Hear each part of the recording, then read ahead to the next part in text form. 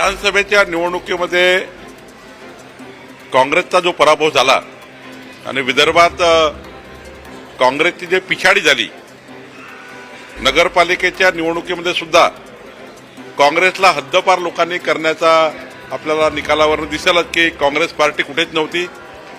त्यावरनं घाबरलेले काँग्रेसचे नेते काहीतरी मुद्दा जो त्यांच्या अजेंड्यावर कधीच नव्हता, वेगळ्या विदर्भाचा मुद्दा कधीच अजेंड्यावर नव्हता, पण घाबरून आता जनतेसमोर कुठला मुद्दा घेऊन जावा म्हणून आता वेगळ्या विदर्भाचा मुद्दा काँग्रेस पार्टी काढताय. पण हा मुद्दा भाजपाचा आहे, हा मुद्दा आमच्या अजेंड्याचा आहे, या मुद्द्यावर आम्ही काम करतो आहे. हा मुद्दा भाजपच्या अजेंड्यातून बाहेर गेला नाही आहे आणि आम्ही या ठिकाणी वेगळ्या विदर्भाच्या बाजूनेच त्या ठिकाणी पहिल्यापासून काम करतो. आणि देवेंद्र फडणवीसजी सुद्धा, माननीय मुख्यमंत्री सुद्धा कधीही वेगळ्या विदर्भाच्या बाजूनेच त्यांनी या ठिकाणी आतापर्यंत भूमिका ठेवलेली आहे. कुठल्याही परिस्थितीत भारतीय जनता पार्टीची भूमिका ही वेगळ्या विदर्भाचीच आहे.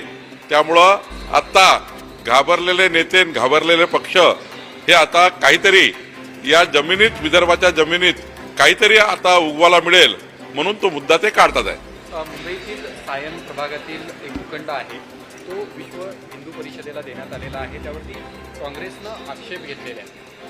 काँग्रेसच्या 1000 संस्था मी दाखवतो ज्यांना सरकारने भूखंड दिले. आता प्रयोजन काय असेल? शैक्षणिक असेल, आरोग्य असेल, वैद्यकीय असेल. या राज्यामध्ये कुठल्याही संस्थेला आरोग्य, शिक्षण, वैद्यकीय कारणास्तव आपण लीजवर भूखंड देत असतो. खरं तर त्यामध्ये कुठलाही पक्ष, जात, धर्म, पंथ आपण पाहत नाही, कुठल्या व्यक्तीचाही पाहत नाही. महाराष्ट्राच्या 14 कोटी जनतेच्या हिताकरता जे काही शैक्षणिक आरोग्य प्रयोजन असेल त्या प्रयोजनात आपण जातो आणि ज्या भागात ते त्या ठिकाणी जो प्रयोजन ते करणार असाल त्या भागातली आवश्यकता, त्या भागातली त्या ठिकाणी मागणी काय असेल त्याच्या आधारावर आपण संस्थांना विनंती करतो, संस्था आम्हाला विनंती करतात. कितीतरी वेळा राज्य सरकारने चांगल्या संस्थेला बोलवून जागा दिल्या, त्याला सांगितलं की तुम्ही शैक्षणिक प्रयोजन करा, वैद्यकीय प्रयोजन करा. त्यामुळं या राज्याच्या जनतेकरता, शिक्षणाकरता, आरोग्याकरता जर एखादी जागा दिली असेल तर मला वाटतं त्यामध्ये काही गैर नाही. काँग्रेसच्या नावाजलेल्या मोठ्या संस्थांना सरकारने हजारो भूखंड या ठिकाणी दिले आहेत आणि त्यामुळं हा काही जो प्रयोजन आहे तो वैद्यकीय आणि शिक्षण असेल तर त्या ठिकाणी जागा देता येतं. अनेक महसूलच्या जागा आम्ही रोज देतो आणि त्यामुळं मला वाटतं केवळ काँग्रेस पार्टी याच्यात राजकारण करत आहे.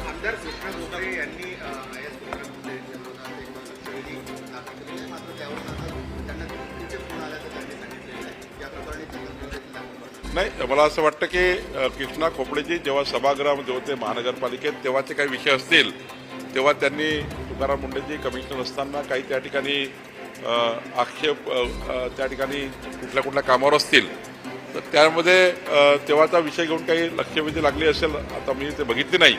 पण मला असं वाटतं यात सरकार उत्तर देईल, सभागृहात उत्तर देईल आणि त्यांना धमकी आली असेल तर त्यांनी पोलिसला तक्रार करावी. पोलीस आणि शासन त्याचाही तपास करेल. त्या पक्षाचे नेते किरीट सोमय्या यांनी अमित साटम यांच्यावरती काहीशी नाराजी उघडपणे व्यक्त केलेली आहे. जी निवडणूक संकलन समिती आहे त्याच्यामध्ये त्यांचं नाव होतं, मात्र त्यांनी सांगितलं मला कुठचंही पद नको आहे, मी पक्षाचा कार्यकर्ता म्हणूनच काम करेन, अशा पद्धतीनं एक्स पोस्टद्वारे त्यांनी नाराजी व्यक्त केली. नाही, मागच्या वेळी किरीट सोमय्याजींनी विधानसभेच्या वेळी आम्ही त्यांना पोस्ट घ्या असं म्हटलं होतं, पण मागच्या वेळी किरीटभाईंनी कुठलीही पोस्ट न घेता महाराष्ट्रभर फिरून त्यांनी पक्षाचं काम केलं. किरीटभाईला पोस्ट त्या ठिकाणी देऊन ते काम करण्याच्या मानसिकतेत फार नसतात. त्यांना असं वाटतं की मला बिना पोस्टनीच त्या ठिकाणी जी जबाबदारी द्याल ते पूर्ण करतात आणि मला अभिमान आहे की किरीट सोमय्याजींना ज्या जबाबदाऱ्या मी पक्षाध्यक्ष असताना देवेंद्रजी आणि आम्ही दिल्या तेव्हाही त्यांनी पूर्ण काम केलं. आताही त्यांना जो विषय दिलेला आहे किंवा त्यांनी जो एखादा विषय घेतलेला आहे त्या विषयाला ते पूर्ण काम करतात. मागच्या वेळी त्यांनी जन्माचे खोटे दाखले या महाराष्ट्रात जे बांगलादेशी लोक घ्यायचे, या ठिकाणी आमचे खालचे लोक बांगलादेशी लोकांना, रोहिंग्यांना त्या ठिकाणी जन्म प्रमाणपत्र द्यायचे. त्यांनी मोठी मोहीम राज्यात चालवली. राज्यामध्ये 50 लाखाच्या वर डॉक्युमेंट त्यांनी शोधून काढले. खऱ्या अर्थाने राज्याच्या हिताकरताही त्यांनी काम केलं.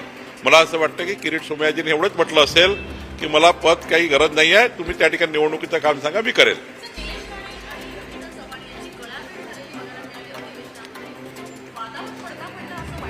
मी वारंवार आपल्याला सांगायचो, मतभेद होऊ शकतात, मनभेद नाही. रवींद्र चव्हाणजी, निलेश राणेजी किंवा महायुतीमधल्या कुठल्याही नेत्यासोबत आपले मनभेद नाहीत. एकंदरीत महायुती एकसंघ आहे. काही वेळात प्रचारादरम्यान एखादा ठिणगी पडली असेल तर ती निवडता येतं एवढी क्षमता भारतीय जनता पक्षाच्या नेत्यामध्ये आहे, शिवसेनेमध्ये आहे आणि राष्ट्रवादीमध्ये आहे. त्यामुळं कुणी हे समजत असेल की आमचं फार वितुष्ट झालं आहे, आता आमचं काही जमतच नाही, आता हे काही मारपीटच करणार आहे, हे जे समजतात ते काही खरं नाही आहे.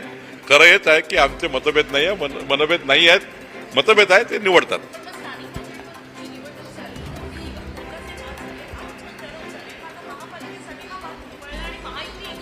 आपल्या आपल्या कार्यकर्त्याच्या निवडणुकीमध्ये आपापले नेते त्यांना हृदय लावतात, त्यांच्यासाठी काम करत असतात. शेवटी आपल्या कार्यकर्त्यांनी नेत्याला मोठं केलं असतं, त्यामुळे त्यांची निवडणूक आल्यावर तर त्यांना जीव लावावा लागेल. आणि म्हणून काही ठिकाणी आम्ही मित्र पक्षात लढल्यामुळं त्यांनी त्यांच्या पक्षाचं काम केलं, आम्ही आमच्या पक्षाचं काम केलं. पण महाराष्ट्रात महायुती मजबूत आहे, भक्कम आहे. 2047 पण चालणार आहे.